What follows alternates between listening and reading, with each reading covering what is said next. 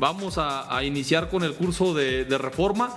Vamos a verificar primero lo que es el reglamento de la ley del impuesto sobre la renta, que bueno, fue un reglamento que se publicó el día 8 de octubre y más que nada es para venir a pues darle una armonía a la misma ley de ISR. Exacto, fue un cambio importante que ya tenía varios años que se esperaba, ya que desde la reforma del ejercicio 2014 se esperaba que el reglamento de la ley del impuesto sobre la renta también sufriera modificaciones, mas sin embargo no fue así. Nada más adecuaron la propia ley, pero se olvidaron en cierta forma del reglamento. Y bueno, también comentar que hay algunos puntos que no propiamente es motivo de la reforma como tal, porque ya venían en el reglamento anterior, pero que sí quisimos nosotros comentarlo por todo lo que conlleva, ¿no? Bien, entonces empezamos con el reglamento. Hay que recordar que este reglamento, pues publicado, se dio a conocer en el Diario Oficial de la Federación el día 8 de octubre y entró en vigor a partir del día siguiente, o sea, del día 9 de octubre. Este reglamento pues viene a darnos seguridad en el momento de que nosotros podamos consultar la ley de ISR, irnos a reglamento y que realmente estén correlacionados como es que debe de ser. Contiene 313 artículos y 9 artículos transitorios. Un dato muy interesante, ya que podríamos decir que tiene más articulado que la propia ley. Y bueno, también considerar que muchas reglas de resolución miscelánea pasaron a formar parte del reglamento. Sí. Y me parece bien, pues, porque, bueno, cuando lleguemos, por ejemplo, a lo del RIF y demás, veremos que propias reglas pasaron a ley y también reglas pasaron a reglamento. Que viene a darle cierta certidumbre al contribuyente, ya que no tiene que estar a la expectativa de que si sale alguna modificación de miscelánea, tal vez nos quitaron esa regla que nos daba alguna facilidad. En cambio ahora, estando en el reglamento, pues tiene que existir otro tipo de modificación para que ya no esté en él. Correcto. Vamos a iniciar con el reglamento y bueno, este artículo no es nuevo, lo que es nuevo es que lo cambiaron, estaba en el 3A, ahora viene a ser el 3, viene la definición de automóvil y rescatamos esta definición porque hay muchas dudas al respecto de que si una camioneta tipo pickup la podemos hacer deducible sin considerar el monto de los 175,000 pesos, que vamos a hablar también de ello, o si no existe límite para ello. Entonces, la clave está en la propia definición del reglamento que nos dice que automóvil es un vehículo terrestre para el transporte de hasta 10 pasajeros, incluyendo el conductor. Y bueno, en ese mismo no se consideran las motocicletas, ¿no? Pero bueno, ¿a qué viene este comentario? Viene que a través de un criterio normativo pues nos hacen referencia a la definición de lo que es automóvil y pues no se encuentra la camioneta tipo pickup en esta definición de automóvil, sino que tenemos que precisamente ver el reglamento de tránsito para efectos de verificar cuál es esa definición. En lo que concluye el criterio normativo es que las camionetas tipo pickup no se consideran automóviles, más bien son camiones de carga o camionetas de carga. Y por ende no nos aplica el límite que establece la ley del impuesto sobre la renta sobre el monto de 175,000. Les dejamos como referencia ahí el criterio normativo, que bueno, aquí aparece el de 2013, pero también en 2014 existe, y los artículos como estaban anteriormente para efectos de que lo consideren nada más. Así es, fue ratificado en 2014, creo que es el 15-2014 ICR. Correcto. Depósitos en garantía. Esta es una lámina pues para mi gusto pues muy buena. Es el artículo 16 del reglamento y viene a referirnos que si se trata de depósitos en garantía para efectos de ISR no se considera un ingreso acumulable. No así para IVA, porque para IVA es en base a flujo efectivo. En el momento que se cobre ese depósito, pues sí es sujeto de IVA y pues tendríamos que pagar lo correspondiente. ¿Por qué lo comentamos? Porque muchos de los contratos que celebramos de arrendamiento, luego el arrendador nos dice, ¿sabes qué? Sí, te voy a pedir el depósito, pero es en efectivo porque no te voy a dar recibo. ¿Por qué? Porque tienen la idea equivocada de que acumularán el ingreso al momento de recibir ese depósito. Y bueno, obviamente se considerará como ingreso el momento que ese depósito se haga efectivo para cumplir algo que en el mismo contrato de arrendamiento se estipula. Oye, que faltó pagar la luz, que algún desperfecto en la finca, vamos a aplicar el depósito para ese desperfecto, entonces en ese momento se considera un ingreso acumulable. Así es, pero ya podríamos decirle un ingreso que se difirió, porque el depósito lo obtuvo al momento de el firmar el contrato, y hasta cuando se da la eventualidad o el hecho que viene plasmado en dicho contrato será cuando se vuelva un ingreso acumulable. Es correcto. Entonces, repetimos, no ingreso acumulable para efectos de ISR, No así para efectos de IVA, donde textualmente nos dice que cualquier ingreso, ya sea que provenga de anticipos, depósitos o cualquier nombre que se le designe. No sé, Edgar, ¿me ayudas con esta? Bueno, aquí nos habla sobre las deducciones de erogaciones a través de un tercero. Este es un artículo en el propio reglamento que nos establece que cuando un contribuyente efectúa erogaciones a través de un tercero, llámese a lo mejor su trabajador, un socio, pues puede deducir dichos montos, pero nos da ciertas limitantes. La primera de ellas es que debemos de contar con el comprobante fiscal a nombre del contribuyente. Ojo, aquí a veces existe confusiones. Si se trata, por ejemplo, de una persona moral, quien hace el pago del gasto a lo mejor es un socio, pero el comprobante fiscal debe estar a nombre de la persona moral. Esa es la primer condicionante.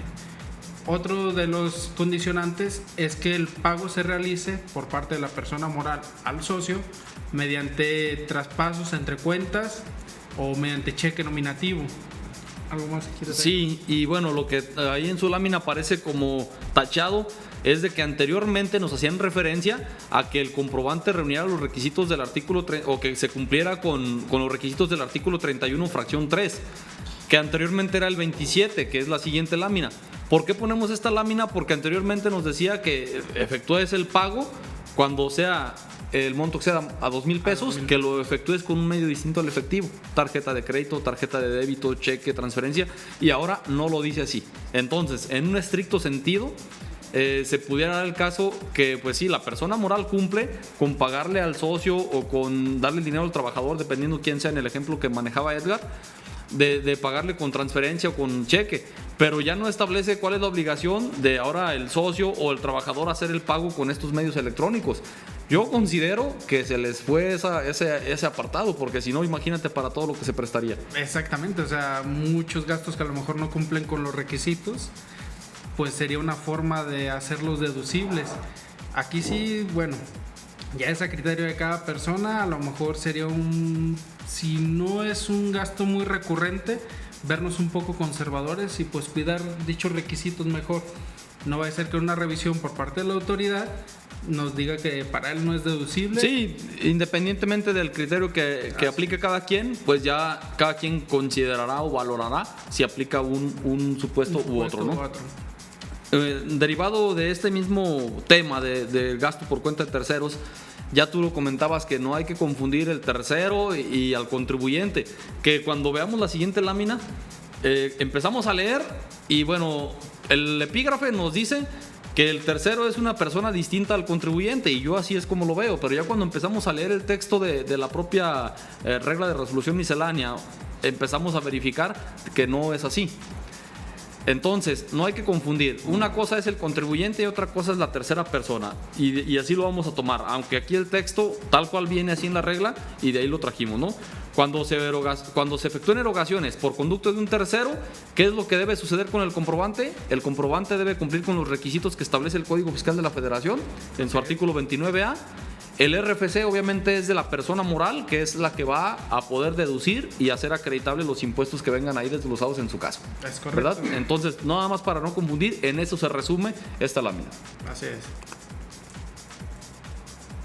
Ahora, en cuanto al reintegro de cantidades, que también va relacionado con cuando se hace el pago, una tercera persona hace el pago y ahora el contribuyente tiene que reintegrarle las cantidades a ese tercero.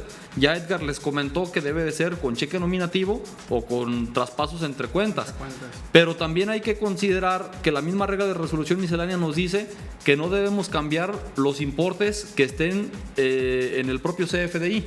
Un dato muy importante y que muchas veces puede traernos otro tipo de implicaciones. Porque tal vez, les voy a poner un ejemplo. ¿Qué pasa si a lo mejor el socio va a alguna tienda comercial y compra un producto para la propia empresa, pero adicionalmente compra productos para su casa y todo va en un mismo comprobante? Aquí, para cumplir con lo que nos establece la resolución miscelánea, la empresa tendría que pagarle todo el monto que viene amparado en el comprobante, incluyendo el monto de los bienes que se llevó para su propia casa. Entonces aquí sí es importante el que este tercero tenga cuidado al momento de pedir el comprobante fiscal.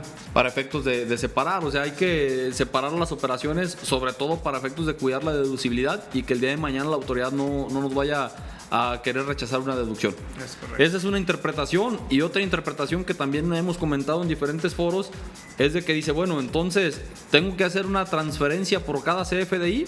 Pues bueno, ahí creo que también pudiera tomarse de esa manera, de que si yo tengo 10 comprobantes y bueno, pues también tendríamos que hacer el traspaso sin cambiar el importe de cada comprobante, es decir, incluyendo el IVA como lo dice ahí, pero por cada uno de los comprobantes. Sí, hacer 10 transferencias y no como habitualmente se hace, de que se junta todo y una sola se hace. Así es, que de hecho, sinceramente, lo hemos nosotros verificado en muchas de las empresas y demás, lo siguen haciendo de manera general, es poco práctico y demás. Esperemos que el sentido de esta regla la propia autoridad lo esté dando en el primer caso que comentaba Edgar. Esta también es una disposición que se vino a reglamento, anteriormente estaba en reglas de resolución miscelánea y tiene que ver con los salarios pagados en efectivo. Muchas de las personas, cuando fue la reforma precisamente del 2014, decían, oye, ¿y ahora qué va a pasar con los salarios? ¿Por qué? Porque nos quitaron el artículo de la ley de ISR o el párrafo que decía que donde nos eximía de los pagos de salarios que no tenía que ser con un medio distinto al efectivo cuando superaran de 2,000 pesos. A través de reglas la publican y donde nos dicen, ¿sabes qué? Son salarios pagos en efectivo, no te preocupes, los puedes ser deducible. El requisito es que además de que se cumplan con todo lo que establecen las disposiciones fiscales, se timbrara el comprobante dentro de los plazos establecidos conforme al recuadro que vimos ahí. Que es un dato muy importante, ya que aquí la propia disposición establece que si no lo hacemos dentro de los plazos, pues la autoridad fácilmente nos puede decir que dichos pagos no son deducibles. Sí, y sobre todo creo que pusieron plazos porque sucedió lo mismo como cuando la factura global con los del RIF, o con los de, bueno, factura global en general, porque no nada más los del RIF realizan factura global, sino una serie de contribuyentes, no todos. Pero ¿qué sucedía? Que pasaba un mes, pasaba otro mes y otro mes y el comprobante nadie lo hacía. Con la nómina sucedió lo mismo, los primeros meses, oye, ya timbraste la nómina y nadie la había timbrado. Entonces, creo que ya a estas alturas la mayoría de los contribuyentes ya lo han hecho. En mi experiencia, son ahora pocas las empresas que no lo han hecho, ¿verdad? Entonces creo que ya es algo más común, ya es algo que se está cuidando. Lo que sí les recomendamos es que no descuiden es la parte legal, porque fiscalmente estamos cumpliendo con el puro timbrado y está muy bien, pero también me doy cuenta que muchas de las empresas dejaron de recabar la firma del trabajador para comprobar de que realmente le estés pagando. El hecho de que esté timbrado no propiamente significa que ya le pagaste al trabajador. Entonces hay que tener la mayor parte de los elementos y yo creo que uno de ellos sigue siendo la firma del trabajador en el recibo de la nómina. Exacto, porque con eso amparamos que le pagamos y también cuánto le pagamos. Así es correcto. Bueno, para el caso de los agapes, que son los del sector primario, y considerando lo que se establece en el artículo 74 y 75, recordemos que con motivo de las reformas de 2014 se crea un capítulo que es el capítulo 8, que está dentro del título 2 que habla de personas morales. Y precisamente ese capítulo 8 es de los agapes, donde nos permiten que sigamos aplicando ciertos beneficios en relación a salarios mínimos, pero también una reducción del impuesto sobre la renta, dependiendo si eres persona física o moral. Pero bueno, ¿qué sucede con esta reducción? En la misma ley de ISR hace referencia al ISR del ejercicio. Lo que vienen a hacer con el reglamento, en este caso el artículo 105, es decirnos, también puedes aplicar esa reducción en pagos provisionales. Sí, porque en realidad no tendría caso que nada más nos permitieran realizar la declaración anual. ¿Por qué? Porque en realidad el beneficio para el agape lo vería con una devolución que quién sabe hasta cuándo la autoridad se la otorgara. Así es, de hecho, bueno, ya saben ustedes el problema que en meses, inclusive años pasados, había existido con las devoluciones. Ya se han regularizado un poco, pero bueno, finalmente no es necesario que te esperes hasta la declaración anual para poder aplicar esta reducción si es que te encuentras en ese supuesto. Así es.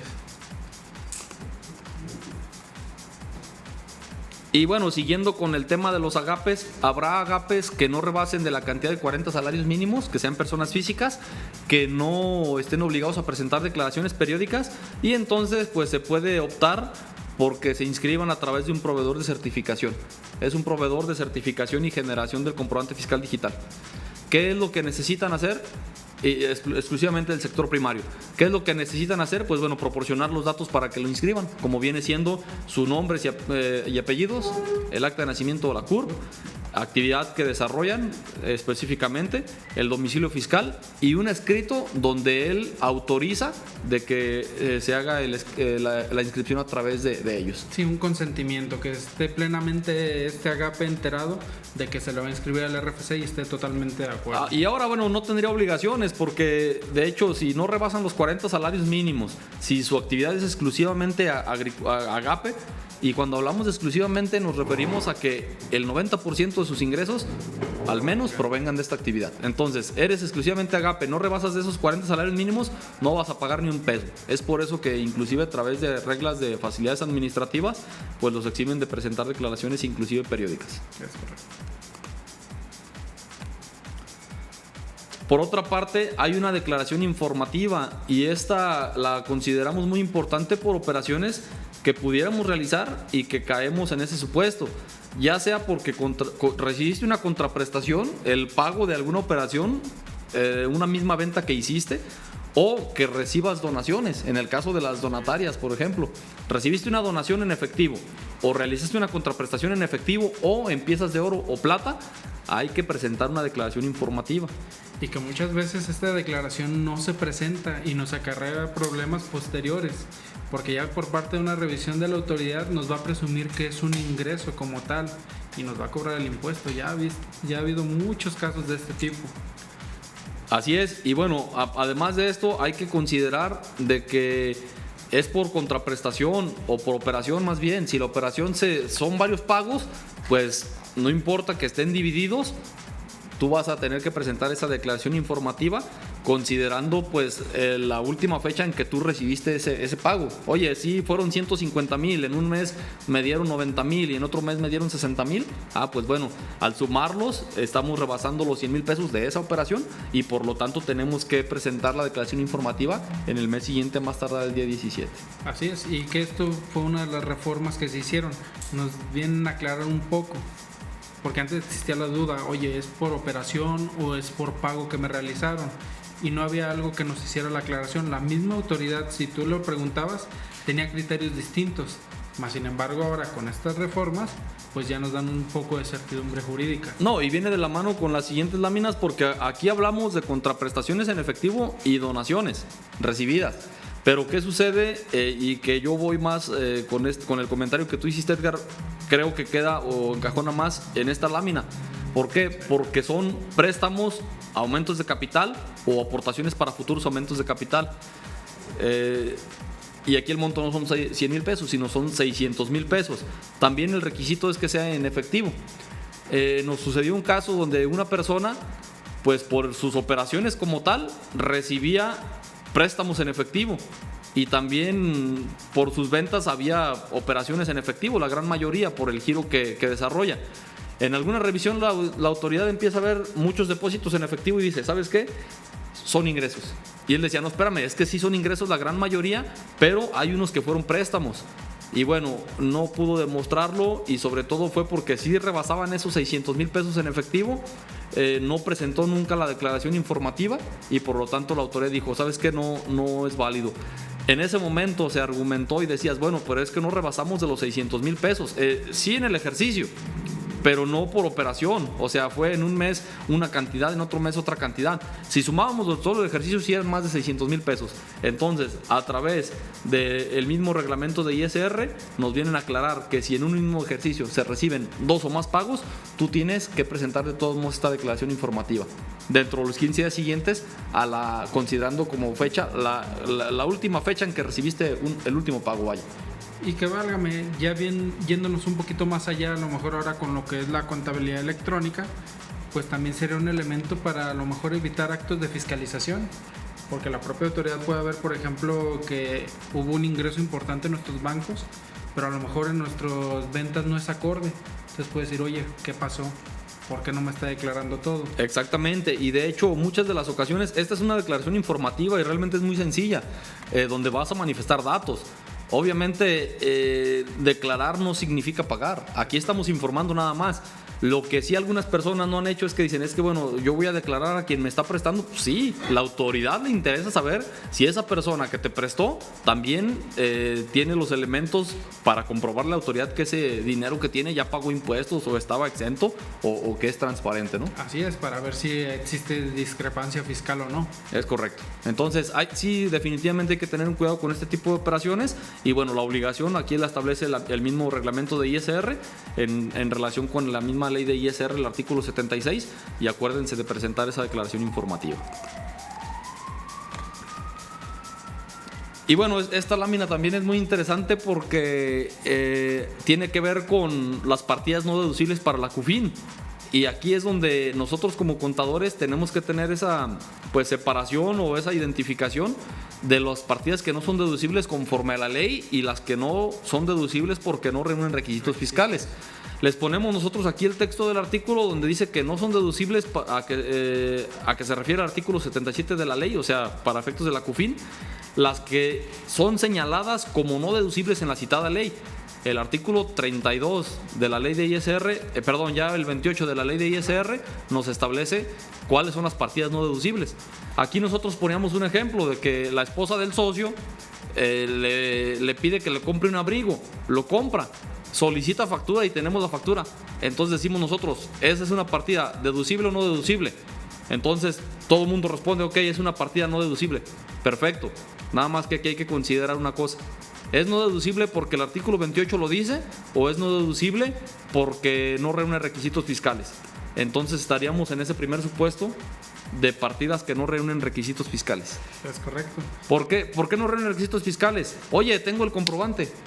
Bueno, pues el primer requisito o uno de los, creo que es el primero que viene en la misma ley de ISR, no es estrictamente indispensable. Al no ser indispensable, pues no me importa que hubieras cumplido con los demás requisitos, que tienes la factura a nombre de la empresa, que tienes el comprobante cumple con todos los requisitos, cumpliste con la forma de pago, con todo lo demás, es partida que no reúne requisitos fiscales. Entonces, en su cuenta de no deducible, si es que llevan un registro de esa manera, hay que tener identificadas las que no reúnen requisitos fiscales. Y después hay que tener identificadas las que no son deducibles conforme al artículo 28. Y dentro de ahí mismo, del 28, hay que tener dos. Las no deducibles conforme al 28 fracción 30 y el resto. ¿Por qué? Porque las del artículo 28 fracción 30 es para efectos de la PTU. Es correcto y eso no complica. Recordemos el artículo 28 fracción 30 que nos habla de los ingresos que para el trabajador son exentos y que el patrón nomás puede ser deducibles en un 47 o un 53% según se trate. Entonces, con este esquema que tratamos de hacer como si fuera una cuenta contable, está gastos no deducibles, dentro de ella los que no reúnen requisitos fiscales y las no deducibles conforme al 28. Y dentro de esta última, que son las del artículo 28, las de la fracción 30 y el resto que no se refiere a la fracción 30. Esta separación es muy importante porque si no, aquí a quien vamos a pegarle principalmente es al socio. Ahora que decretemos un dividendo, digamos, ¿sabes qué? Hay que decretar cuánto hay en CUFIN. Pues si no lo tenemos dividido, la gran mayoría de personas que van a hacer, restarle todos los gastos no deducibles y disminuir dicha CUFIN. Exactamente, y aquí precisamente el artículo 117 del reglamento nos dice que solamente son aquellas que la misma ley señala como no deducibles. Entonces hay que diferenciar eso. En cuanto al consumo en restaurantes, alguien dirá, bueno, pero que esto no se supone que ya venía desde la reforma del 2014. Sí venía el 91.5%, que no es deducible, pero lo que agregan es el medio de pago. Hay que pagar el consumo en restaurantes con tarjeta de crédito, de débito o de servicios o monederos electrónicos. Ya lo de los bares también lo señalamos ahí, pero no es algo nuevo, ya venía de que no es deducible. Pero, ¿por qué ponemos el artículo de la ley de ISR? Porque después ponemos el reglamento donde les decimos, para efectos de la fracción que vimos del artículo 28, que es la 20, la tarjeta de crédito, la de débito o la de servicios debe estar a nombre del contribuyente que desea efectuar la deducción. ¿Cómo es eso? Sí, yo soy el contribuyente y quien fue e hizo el gasto de consumo en restaurantes fue mi esposa. Entonces mi esposa pudo haber ido con sus amigas, nada tiene que ver con la actividad, con mi actividad.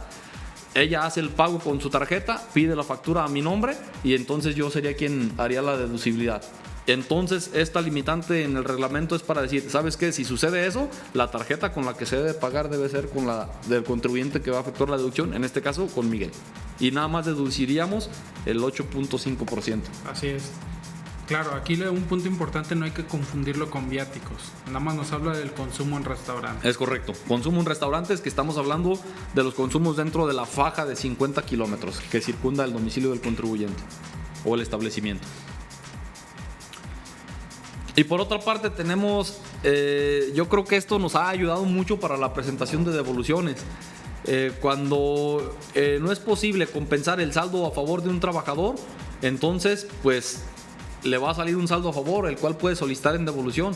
Y no es necesario que presente un escrito al patrón diciéndole que él presentará la declaración del saldo a favor. Esto ya está soportado con este mismo artículo del reglamento, y además a través de criterios normativos ya se venía manejando también.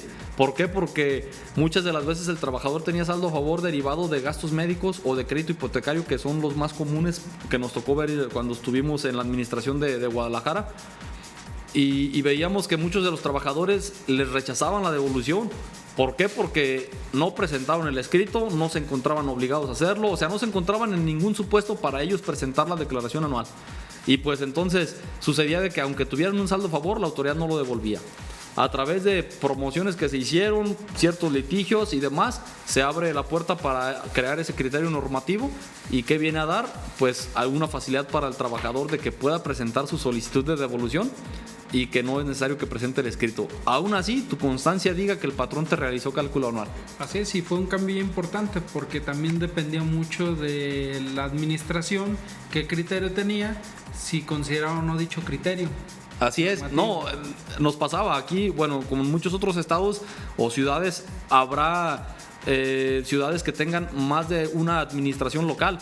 Aquí en Guadalajara nosotros, por ejemplo, tenemos 3 administraciones locales, y pues ahí nos vieran haciendo cambios de domicilio para irnos a otra administración donde sí nos pudieran dar la solicitud de devolución sin cumplir con el requisito del escrito, o que la constancia decía que sí se le había realizado el cálculo anual.